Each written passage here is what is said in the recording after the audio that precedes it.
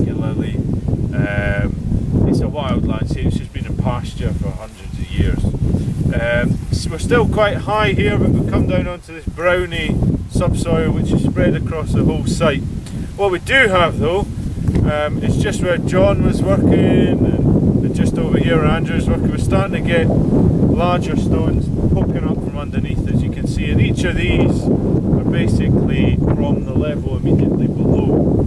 And as we'll see in a minute, we're picking up a similar kind of level which probably extends across the whole site here with a more gravelly kind of stony content. But as we come along to the south, the feature that we were interested in, I think, is just starting to show its nose really.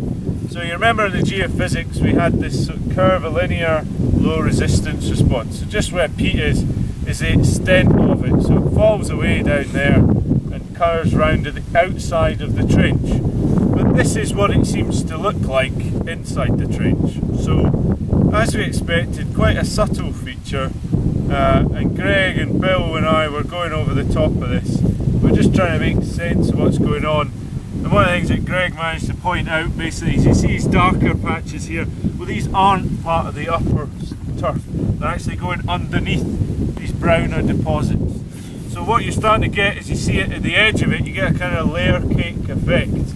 And that's what we might expect when we're dealing with a very slight ephemeral turf onto the right structure. I must say it's been a bit trashed about through the years, but you know, it's still generally got this hummock effect and it's tending off in that direction.